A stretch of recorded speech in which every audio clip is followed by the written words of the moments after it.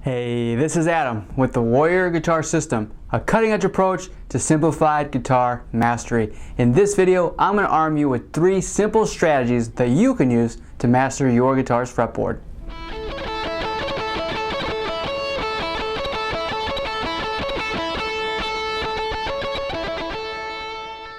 By now, you should know what the chromatic scale is, how it works, and how to apply it to your guitar. If you don't, go back and watch my videos about the musical alphabet and the chromatic scale. But right now, let's take a look at those 3 strategies.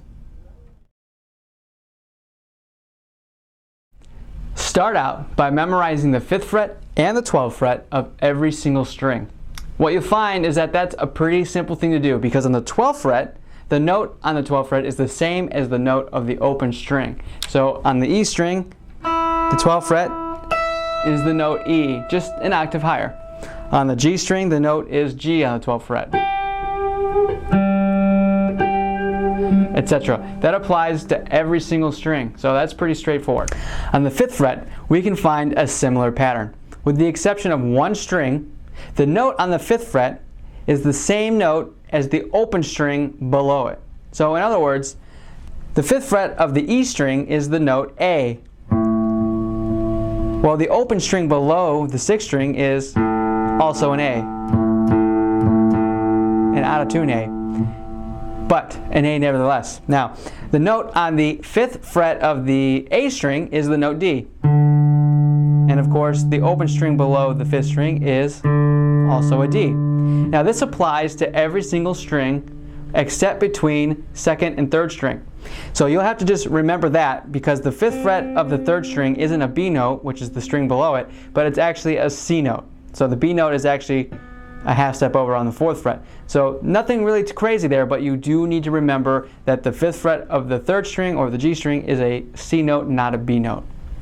Also, remember to print out the blank fretboard diagram and plot out the 5th fret and the 12th fret.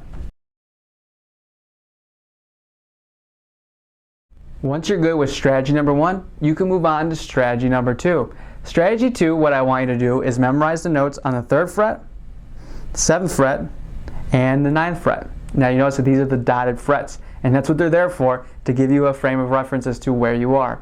Now the easiest way to do this is to plot out the notes on a blank fretboard diagram for the 3rd, 7th, and 9th frets, and then apply them and play them on the guitar. What you'll notice, and what's cool about this, is if you can memorize what 3rd fret is, 5th fret, 7th fret, 9th fret, 12th fret, you can figure out any other fret in between that by using the chromatic scale. So for example, if I were to land on, say, the 4th fret of the fat E string, I know that, hey, the 3rd fret is the note G, so that means the 4th fret must be the note G sharp. Now if I were to land on, say, the 8th fret of the D string, I know that this note on the 9th fret is the note B, so that means the note on the 8th fret must be the note B flat.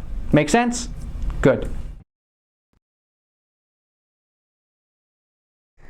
Finally, strategy number 3, apply the chromatic scale in every area of your guitar playing, including scales, chords, melodies, and songs. For example, if I were to play a scale, say the C major scale, instead of just mindlessly playing through the notes, what we should do instead is become more mindful by saying the notes out loud as we play them. So instead of doing this,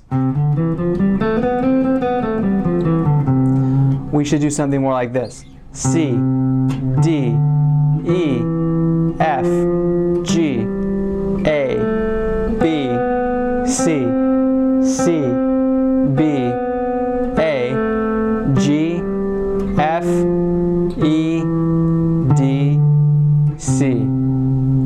We can apply the same concept to a song melody like this one.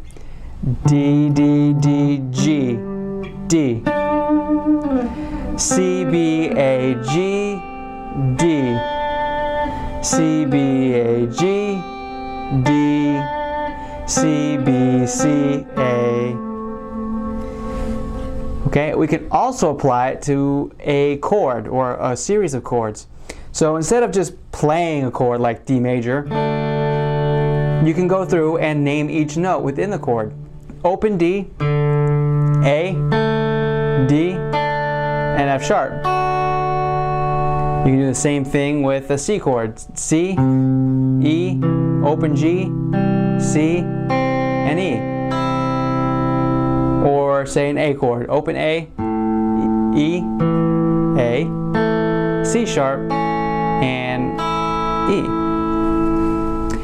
Playing the notes and saying the notes will help you subconsciously pre-program your mind to become more creative and versatile, because you're going to know where the notes are, you're going to know what they sound like, and you're going to know the relationship between each note.